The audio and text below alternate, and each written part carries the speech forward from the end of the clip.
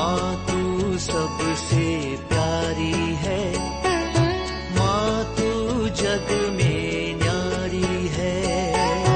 माँ तू सबसे प्यारी है, माँ तू जग में न्यारी है। अपने आंचल में रखना, अपने आंचल में रखना। हमें वरदानों से भरना। माँ तू सबसे प्यारी है, माँ तू जग में न्यारी है। माँ तू सबसे प्यारी है, माँ तू जग में न्यारी है। पिता, पुत्र और पवित्र आत्मा के नाम पर आमीन। आप सबों को जय यीशु। आज एक विशेष क्लास के द्वारा ये बताना चाहता हूं, आप क्या काम करते हैं, कहां काम करते हैं। उस काम को प्रभु के लिए समर्पित करते हुए उस काम में प्रभु को ढूंढते हुए उस काम में एक प्रार्थना लाने का प्रयत्न कैसे कर सकता है। कई लोग एक डायलॉग मारते हैं, work is worship. Work is worship एक अच्छा डायलॉग है, लेकिन अनेकों ऐसे लोग हैं वर्क इज वर्शिप बोल करके केवल काम काम काम काम करते रहता है। उनके लिए वर्शिप के लिए, प्रभु की आराधना के लिए, प्रार्थना के लिए समय नहीं है। सुबह से लेकर के रात्रि तक काम करेगा, प्रार्थना के लिए समय नहीं। पारिवारिक प्रार्थना होता नहीं, चर्च में इतवार के दिन जाने के लिए भी उनके पास समय नहीं। उनके लिए ये नहीं बोल रहा है, लेकिन जो कुछ हम कर रहा है उस कार्य के अंदर, उस कर्म के अंदर प्रभु को लेके आना, उसको पवित्र करना और अपने उस कर्म को कैसे एक प्रार्थना जैसे बना सकता है, इसके विषय में मनन चिंतन है। काम चाहे छोटा काम हो या बड़ा हो, थोड़ा समय के लिए हो या ज्यादा समय के लिए, हर मनुष्य कुछ न कुछ काम करता है, काम करते रहना चाहिए। और तस्सलुनियों को लिखते हुए सेकंड तस्सलुनी चैप्टर 3 वर्स 10 में, दूसरा तस्सलुनियों का पत्र अध्याय 3 वाक्य 10 में लिखा है, आपके बीच रहते समय हमने आपको एक नियम दिया था। क्या नियम है? जो काम नहीं करना चाहता उसे भोजन नहीं दिया जाए। जो काम नहीं करता उन्हें भोजन नहीं देना चाहिए। ईश्वर ने आदम और एवा की सृष्टि कर उन्हें अदन वाटिका में रखा ताकि वहां पर वो काम कर करके जीवन जिए। कई बार हम लोग बोलते हैं वहां पर नाना प्रकार का फलदायक वृक्ष था, वो सब खा करके रहा, लेकिन वहां पर रखते हुए ईश्वर ने यही आदेश दिया, वहां पर उन्हें काम करना है। काम करने के लिए पानी चाहिए, इसलिए उनके अंदर से नदियां हैं। ये सब फैसिलिटियां वहां दिया ताकि वे काम करे, परिश्रम करे, काम करते हुए जीवन जीना है। ईश्वर स्वयं हमेशा काम करते रहता है, इसलिए मनुष्य को भी ईश्वर ने ईश्वर के समान सृष्टि किया है। यदि हम लोग योहन का सुसमाचार अध्याय 5 को पढ़ेंगे, योहन का सुसमाचार अध्याय 5, वहां पर हम लोग पढ़ते हैं, ईश्वर हमेशा काम करते रहता है।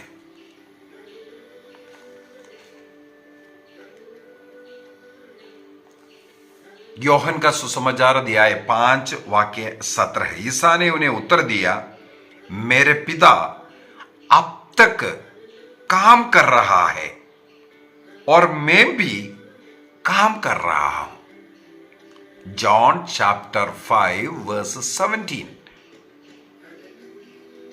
मेरे पिता अब तक काम कर रहा है और मैं भी काम कर रहा हूं। तो हमेशा काम करते रहने वाला ईश्वर का वो रूप ईसा मसीह ने हमारे सामने प्रस्तुत किया। और ईश्वर भी अपनी सृष्टि को ईश्वर के समान बनाया। इसका मतलब है हमेशा काम करते रहने वाला। काम करना, इसका मतलब है ईश्वर चाहता है मनुष्य काम करता रहे। इसलिए संत पौलुस ने नियम बनाया, जो काम नहीं करता उन्हें भोजन नहीं देना चाहिए। उन्हें भोजन नहीं खाने का भी हक नहीं है। इसलिए मेहनत करना, काम करना है करके। तो उस काम, चाहे कोई भी काम आप कर रहा है, उस काम को हम कैसे पवित्र बना सकते हैं, उस काम में ईश्वर की महिमा आराधना कैसे हो सकता है, इसके विषय में आज हम लोग मनन चिंतन कर रहा है। इसका यह मतलब नहीं है केवल काम में ही आराधना करते रहो, इसके अलावा जरूरत नहीं है। ये गलत धारणा है। वर्शिप बोल करके केवल काम कर रहा है, प्रार्थना के लिए जिसके पास समय नहीं है, वो भी गलत है। तो सबसे पहले जो हम प्रवृत्ति, जो काम कर रहा है, उस काम को कैसे हम आराधना बना सकते हैं। कई लोग रोते विलाप करते हुए या अपने अधिकारी को गाली सब दे करके जो काम करते हैं, उसके विषय में भी एफेसियों का पत्र अध्याय 5 के अंदर संत पौलुस लिखते हैं, एफेशियंस चैप्टर 6 वर्स 5 ऑनवर्ड्स। एफेसियों का पत्र अध्याय 6 वाक्य 5 से आगे हम लोग पढ़ते हैं, दासों से अर्थात जो काम करने वालों से मेरा अनुरोध है कि जो लोग इस पृथ्वी पर आपके स्वामी हैं, आपके अधिकारी हैं, जिसके अधीन रह करके आप काम करते हैं, आप डरते कामते और निष्कपट हृदय से उनकी आज्ञा पूरी करें, मानो आप मसीह की सेवा कर रहे हो। इसका मतलब आप जो कुछ काम कर रहे हैं वो मसीह की सेवा समझ करके काम करना चाहिए। इसीलिए आपके अधिकारी जिसने आपको काम करने के लिए दिया, वो जो कुछ चाहता है वो मसीह की सेवा जैसे काम करो। थोड़ा सा और आगे पढ़ते हैं, आप मनुष्यों को प्रसन्न करने के उद्देश्य से दिखावे मात्र के लिए नहीं, बल्कि मसीह के दासों की तरह ऐसा करें जो सारे हृदय से ईश्वर की इच्छा पूरी करते हैं। ईश्वर की इच्छा के अनुसार जो मसीह के दास लोग जो सेवा करता है, उसके अनुसार आप जिसका भी अधीन, चाहे ऑफिस में काम कर रहे हैं या आपके खेतीबाड़ी में या आप अपने घर में कोई काम कर रहा है, वो काम में ईश्वर की सेवा आपको मानना जरूरी है। कई बार गरीबों का जो सेवा करने वाले कुछ सिस्टर लोगों का, विशेषकर जो संत तेरेसा का जो सिस्टर्स है, ऐसे ऐसे लोगों का सेवा शुश्रूषा करते हैं। केवल उसी में नहीं, केवल उस काम में ही जो गरीबों का सेवा, वो ईश्वर की सेवा है बोल करके सेवा कर रहा है, केवल इसी काम में नहीं बोल रहे। चाहे आप किचन में अगर रोटी बना रहे हैं, उसी के अंदर एक प्रार्थना, एक सेवा होना चाहिए। कई बार मैं बोल करके देता हूं, जैसे रोटी बनाने के लिए आटा गूंथते हैं, उस समय पर एक सुंदर सा प्रार्थना कर सकता है। ये संत लॉरेंस ने हमें सिखाया है। संत लॉरेंस स्वयं इस प्रकार का कार्य करने वाला था, डीकन था। संत लॉरेंस हर काम में एक प्रार्थना लेके आता था। उदाहरण के लिए, जैसे रोटी के लिए आटा गूंथते हैं, आटा लेते वक्त प्रार्थना कर सकता है, प्रभु ये गेहूं था, इस गेहूं को चक्की में पीस करके पाउडर बनाया, आटा बनाया, अभी इसमें पानी डाल करके मैं इसको गूंथ रहा हूं, उसको गोला बना करके एक नया शेप दे रहा हूं। इसके बाद बेलन के द्वारा उसके ऊपर रगड़ करके उसको एक रोटी का शेप दे रहा है। इसके बाद उस रोटी को गरम गरम तवा के ऊपर डाल रहा है, उसको फिर पलटा करके डाल रहा है, तब आकर के एक स्वादिष्ट रोटी बनता है। वहां पर हम प्रार्थना कर सकते, प्रभु जिस प्रकार एक गेहूं का दाना जितना सुंदर दिखता था वो पीसा गया, उसका सुंदरता नष्ट हुआ, उसका शेप नष्ट हुआ, जब वो आटा बन गया, इसके बाद उसमें पानी डाल करके उसको गूंद रहा है, दूसरा शेप में लेकर के आया। उसी प्रकार मेरे अंदर के जितना भी बुराइयां हैं उसको भी तोड़ डाल दीजिए, मेरे अहं को, घमंड को तोड़ डाल दीजिए, मुझे भी विनम्र बनाइए, आपके समान मुझे बनाइए। मेरे अंदर जितना भी बुराइयां हैं प्रभु उसको तोड़ डाल दीजिए। ये प्रार्थना करते हुए जैसे इसको गोल गोल बना करके एक नया शेप दे करके उसको रुचिप्रद बना रहा है, उसी प्रकार चाहे कितना भी मेरे जीवन में सहन करना पड़े, क्षमा करना पड़े, दर्द दूसरों की सेवा में मुझे सहन करना पड़ता है, ये करने की कृपा दीजिए। बहुत ही सुंदर एक प्रार्थना। बर्तन धोते वक्त भी धोते धोते हम प्रार्थना कर सकते हैं, प्रभु जिस प्रकार इस बर्तन धो करके इसका मैलापन को दूर कर रहा है उसी प्रकार तुम मुझे धो डाल दीजिए, यूज पास से जल छिड़क दीजिए, मैं स्वच्छ हो जाऊंगा। इस प्रकार उसके अनुसार प्रार्थना किया। झाड़ू मार रहा है उसी प्रकार प्रभु मेरे अंदर जितना भी कचरा है उसको बाहर निकाल दीजिए, जिसे मैं झाड़ू मार करके कचरा निकाल रहा हूं। तो हमारा हर काम में हम लोगों को प्रार्थना, आराधना ला सकता है, तब एक पॉजिटिव एनर्जी इसके अंदर जाता है। सबसे पहली बात, जैसे खाना बनाते वक्त इस प्रकार प्रार्थना के साथ एक पॉजिटिव एनर्जी उसके अंदर जब जाता है, उस भोजन खाने वालों को भी उस पॉजिटिव एनर्जी मिल जाता है। आपकी उस प्रार्थना उनके जीवन में भी फलदायक बन जाता है। इसलिए हमारे कर्मों को प्रार्थना बनाना जरूरी है। चाहे ऑफिस में आप कुछ भी कार्य कर रहा है, जितने भी लोग आपसे मिलने के लिए आता है, मुस्कुराते हुए वो एक प्रभु का सेवा समझ करके, इसलिए संत पौलुस एफिसियों को लिखते हुए कहते हैं, वहां पर बोलते हैं किसी मनुष्य को तृप्त करने के लिए नहीं, मनुष्य को दिखाने के लिए नहीं, बल्कि ये प्रभु का सेवा मान करके प्रभु के समान आपको सेवा करना है। चाहे आप दफ्तर में हो, स्कूल में हो, कहीं भी हो, इस प्रकार हम अपना मनोभाव को थोड़ा बदल करके इस सेवा में आराधना कर सकता है। कैथोलिक कलीसिया का एक धर्म शिक्षा ग्रंथ कैटेकिज्म ऑफ कैथोलिक चर्च 2427 में 2427 में लिखा हुआ है, ईश्वर ने ईश्वर के प्रतिरूप मनुष्य को बनाया और वो मनुष्य को काम करने के लिए अदन वाटिके में रखा। जो काम करने वाला व्यक्ति वो ईश्वर का आदर कर रहा है, क्योंकि ईश्वर ने जो काम दिया वो अच्छा जब करता है, प्रभु के नाम पर जो करता है, इसके द्वारा प्रभु का आदर हो रहा है, प्रभु का सम्मान कर रहा है। तो प्रभु ने जो टैलेंट हमें दिया, चाहे ड्राइंग करने का, चाहे अच्छा कुकिंग करने का, चाहे ऑफिस का काम करने का, चाहे सिखाने का, कुछ भी प्रभु ने जो टैलेंट दिया उसका जब सदी उपयोग कर करके, अच्छा उपयोग कर करके जब दूसरों को बांटता है, इसके द्वारा आप प्रभु का आदर करता है। इसका मतलब जो कार्य आपको करना चाहिए नहीं करता, आप पाप करते हैं। जो काम आपको करना चाहिए था आपने नहीं किया, खुशी खुशी से प्रभु को धन्यवाद देते हुए नहीं किया, आप पाप करते हैं।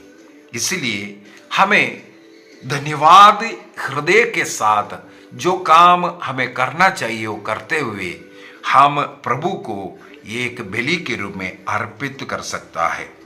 और कैटेकिज्म 2428 में 2428 में लिखा है,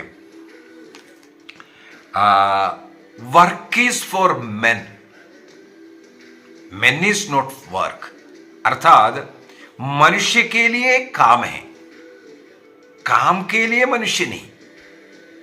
इसका क्या मतलब है? मनुष्य को काम में विश्राम भी करना चाहिए। सुबह से लेकर के रात्रि तक निरंतर काम, एक काम किया इसके बाद आकर के दूसरा काम कर रहा है। पैसा कमाने के लिए ऐसा दिन रात मेहनत करने वाला बहुत लोग हैं, जिनके पास प्रार्थना के लिए समय नहीं, चर्च के लिए समय नहीं, पारिवारिक प्रार्थना नहीं, बाइबल पढ़ने के लिए समय नहीं। ये भी गलत है करके कैटेकिज्म ऑफ कैथोलिक चर्च 2428 में लिखा हुआ है, 2428 में। चाहे कोई भी काम आप कर रहा हो, आपको विश्राम भी करना जरूरी है। ईसा मसीह के विषय में लिखा है, खाने के लिए भी फुर्सत नहीं था, तब ईसा मसीह अपने शिष्य लोगों से कहते हैं, चलो हम लोग एकांत में जाएंगे, थोड़ा विश्राम करेंगे, क्योंकि लोग इतना आते जाते रहता है, काम हमेशा मिलने वाला, प्रार्थना करना, चंगाई करना, इस प्रकार का कार्य चल रहा था, तो उनको खाने के लिए भी फुर्सत नहीं था। तब प्रभु कहते हैं, चलो हम एक एकांत में जाकर के विश्राम करें। वहां से उन लोगों को लेकर के जाते हैं, विश्राम के लिए बुला करके जाते हैं। तो उसी प्रकार हम लोगों को भी विश्राम का जरूरत है। मार्कुस का सुसमाचार अध्याय 3 वाक्य 20, वे घर लौटे और फिर इतनी भीड़ एकत्रित हो गई कि उनको भोजन करने के लिए भी फुर्सत नहीं मिल रहा है। कहीं काम कर करके, कहीं सेवा कर करके घर लौटा आया भोजन के लिए, लेकिन वहां पर इतना अधिक लोग पहले से इकट्ठा था। अध्याय 6 में भी हम लोग पढ़ सकते हैं इसी प्रकार, अध्याय 6 वाक्य 31, वहां पर लिखा हुआ है, इतने लोग, नहीं 31 में, तब ईसा ने उनसे कहा, तुम लोग अकेले ही मेरे साथ निर्जन स्थान चले आओ और थोड़ा विश्राम कर लो। क्या कारण है? क्योंकि इतने लोग आया ज्यादा करता थे, उन्हें भोजन करने की भी फुर्सत नहीं रहती थी।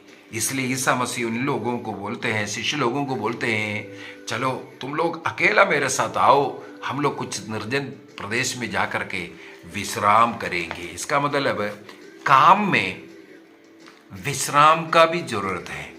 यदि 8 घंटा आप काम करते हैं, उसके अंदर भी आपको विश्राम का कुछ ब्रेक, कुछ समय होता है। और कैटेकिज्म ऑफ कैथोलिक चर्च के अंदर भी साफ साफ सिखाते हैं, इस प्रकार विश्राम की जरूरत है।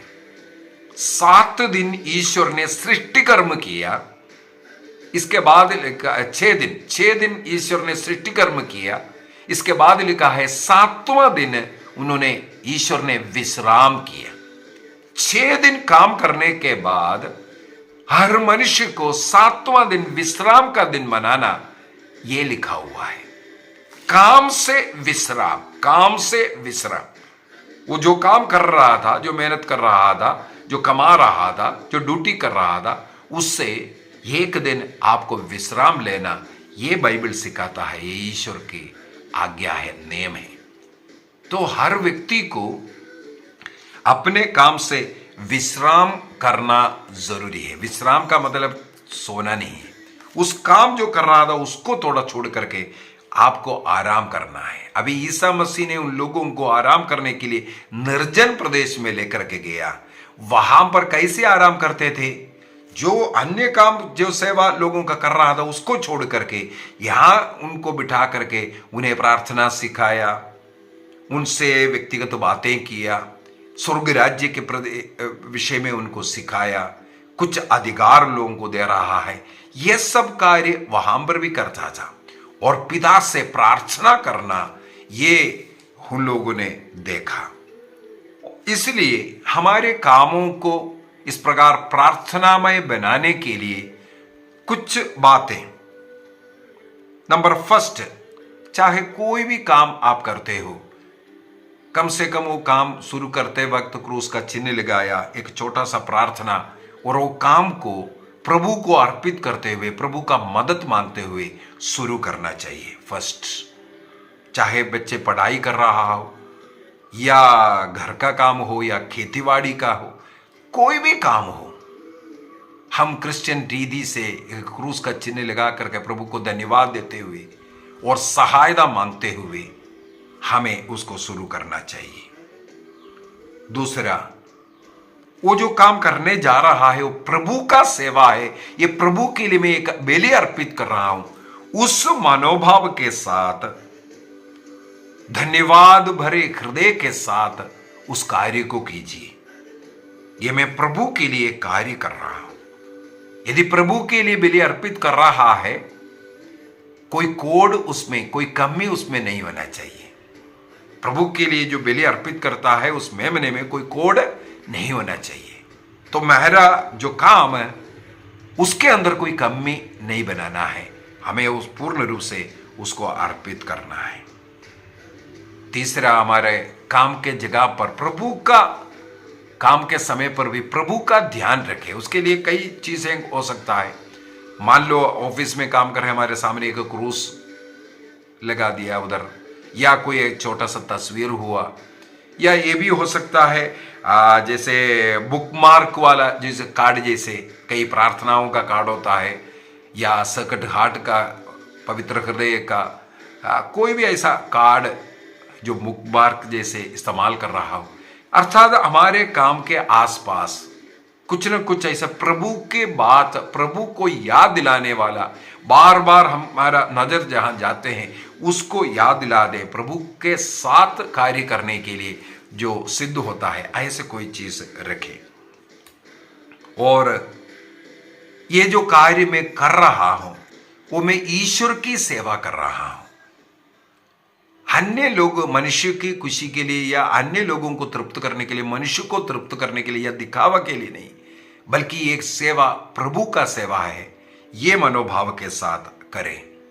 और हर कार्य के लिए अंत में प्रभु को धन्यवाद दें। और प्रभु ने इसके लिए हमें योग्य बनाया, इसके लिए प्रभु को धन्यवाद भी दें। इस प्रकार अगर हम कार्य करेंगे, हमारा काम एक प्रकार का समर्पण, बलि, प्रभु के लिए धन्यवाद बलि या प्रार्थना बन सकता है। आइए हम अपनी आंखें बंद करें, प्रभु को धन्यवाद दें। हम जो कुछ काम करते हैं प्रभु के लिए करेंगे, उत्तम रीति से करेंगे, उसमें कोई कमी कोटी ना हो। एक निर्णय कीजिए, मेरे अंदर जो भी गुण है, अच्छाइयां हैं, जो भी कार्य मैं करता हूं, ये प्रभु के द्वारा दिया हुआ काम है। प्रभु के द्वारा दे बगैर कुछ भी मेरे साथ नहीं, मेरे पास नहीं, मेरे अंदर नहीं। उन अच्छाइयों के लिए प्रभु को धन्यवाद दें। अपने कामों में प्रार्थना लाने का निर्णय करें। दूसरों की सेवा करने में, दूसरों के लिए काम करने में एक पॉजिटिव एनर्जी हमेशा ला करके वो कार्य करने का निर्णय करें। पिता, पुत्र और पवित्र आत्मा के नाम पर आमीन। आप सबों को जय यीशु।